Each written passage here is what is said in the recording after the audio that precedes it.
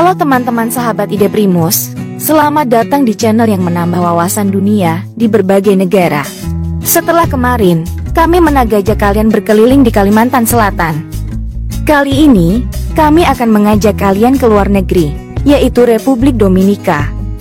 Tahukah kalian negara ini? Apakah kalian pernah mendengar negara Republik Dominika? Terus, bagaimana sih kondisi negara Dominika saat ini? Ternyata banyak banget fakta aneh dan menarik di negara ini teman-teman. Kalau kalian penasaran, yuk, saya ajak jalan-jalan kalian ke Republik Dominika. Mari kita melihat yang aneh-aneh. Tapi sebelum lanjut, saya memaksa jari-jari kalian meng-subscribe channel ini, lalu aktifkan lonceng notifikasinya, agar kalian tidak ketinggalan video-video yang dapat menambah wawasan dari kami. Let's go!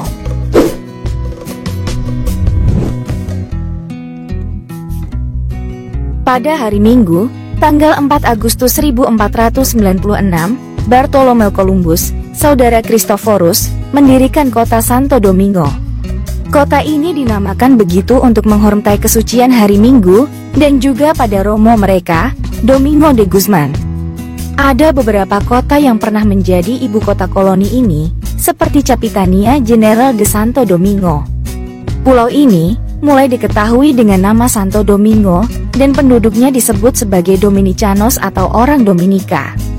Sehingga, pada tanggal 27 Februari 1844, penduduk Dominika menyatakan berpisah dari Haiti, menyatakan diri sebagai negara baru dengan nama Republik Dominika. Republik Dominika bersama dengan Republik Ceko adalah negara yang mengakui dan menyebut penduduk mayoritasnya sebagai nama resmi orang Dominika dan orang Ceko. Christopher Columbus tiba di Republik Dominika pada tahun 1492. Dia menamai pulau itu La Isla Espanola. Pulau ini kemudian disebut juga sebagai Hispaniola. Setahun kemudian, Santo Domingo menjadi pemukiman Eropa pertama di belahan barat bumi.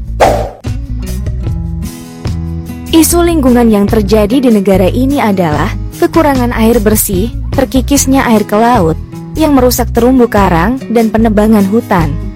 Bajos de Haina, yang berada 12 mil di barat Santo Domingo, termasuk dalam daftar 10 tempat paling tercemar menurut Blacksmith Institute, yang diluncurkan pada bulan Oktober 2006.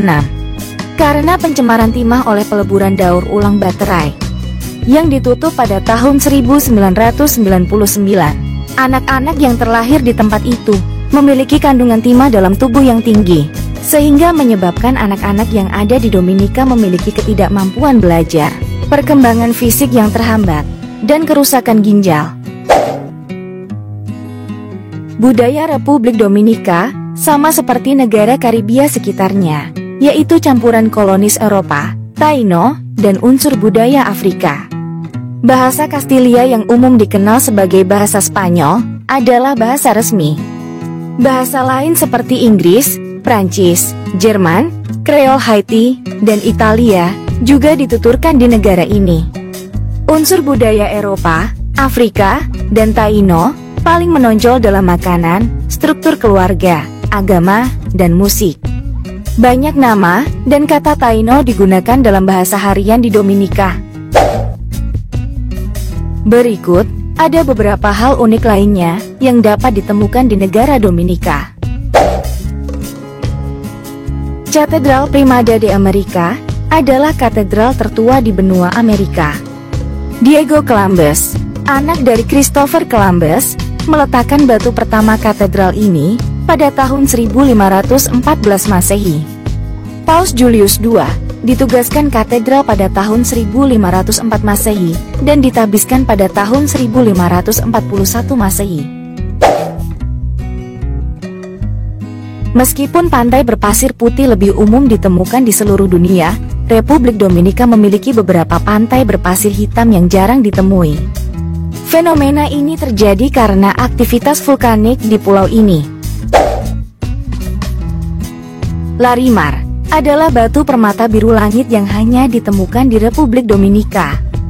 Batu ini dianggap sebagai simbol spiritualitas dan kreativitas oleh penduduk setempat. Larimar sering diukir menjadi perhiasan dan benda seni oleh masyarakat Dominika. Danau Enriquillo adalah danau air garam terbesar di Karibia. Yang membuatnya unik adalah bahwa danau ini terletak di depresi geologi yang lebih rendah dari permukaan laut, sehingga menjadi danau air garam satu-satunya di dunia yang terletak di bawah permukaan laut. Republik Dominika memiliki sebagian besar hutan hujan tropis yang masih utuh di Pulau Hispaniola. Hutan ini adalah rumah bagi berbagai flora dan fauna endemik, termasuk beberapa spesies yang terancam punah. Taman Nasional Los Haitises adalah daerah konservasi yang menampilkan pemandangan yang unik, termasuk gua-gua besar, formasi batu kapur, dan pemandangan pantai yang indah. Tempat ini juga memiliki artifak-artifak penting dari budaya Taino, yang merupakan suku penduduk asli Republik Dominika. Tres Ojos adalah rangkaian gua air tawar yang terletak di Santo Domingo. Tempat ini terdiri dari 3 gua berkolam yang indah, yang merupakan tujuan populer bagi wisatawan dan penduduk setempat. Merengue adalah genre musik dan tarian tradisional Republik Dominika. Setiap tahun, negara ini merayakan festival merengue yang meriah, di mana musik dan tarian merengue dirayakan dengan semarak.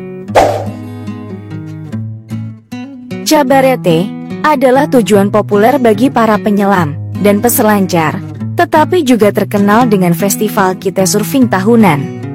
Festival ini menarik para peselancar layang-layang dari seluruh dunia untuk menikmati angina dan ombak yang ideal untuk olahraga ini. El Limon adalah air terjun spektakuler yang terletak di hutan hujan pedalaman. Untuk mencapai air terjun, pengunjung bisa menaiki kuda melalui pemandangan alam yang menakjubkan di sini. Santo Domingo adalah salah satu kota tertua di Amerika dan memiliki arsitektur kolonial yang indah dan dipertahankan dengan baik. Situs-situs bersejarah seperti Katedral Santo Domingo dan Alcázar de Colón menjadi saksi bisu perkembangan sejarah Republik Dominika. Pico Duarte menjulang setinggi 3.175 meter di atas permukaan laut. Nama pegunungan ini diambil dari Juan Pablo Duarte, salah satu pendiri Republik Dominika. Waktu terbaik untuk mendaki gunung ini adalah bulan Desember hingga Maret. Republik Dominika masuk ke dalam daftar tujuan wisata pengamatan paus terbaik di dunia, dan memiliki industri wisata untuk mengamati paus terbesar di Karibia. Samana adalah tempat terbaik untuk melihat paus bungkuk. Paus bungkuk Atlantik Utara bermigrasi ke sana antara bulan Januari hingga Maret. Cagar alam ini mencakup area seluas 32.913 km persegi yang menjadikannya kawasan konservasi terluas di Republik Dominika. Mata uang resmi Republik Dominika adalah Peso Dominika. Sebelum mengadopsi Peso Dominika, negara ini menggunakan peso Spanyol dan kemudian peso Haiti sebagai mata uangnya. Namun, setelah merdeka dari Haiti pada tahun 1844, Republik Dominika mengalami beberapa perubahan dalam sistem mata uangnya, seiring perkembangan politik dan ekonomi.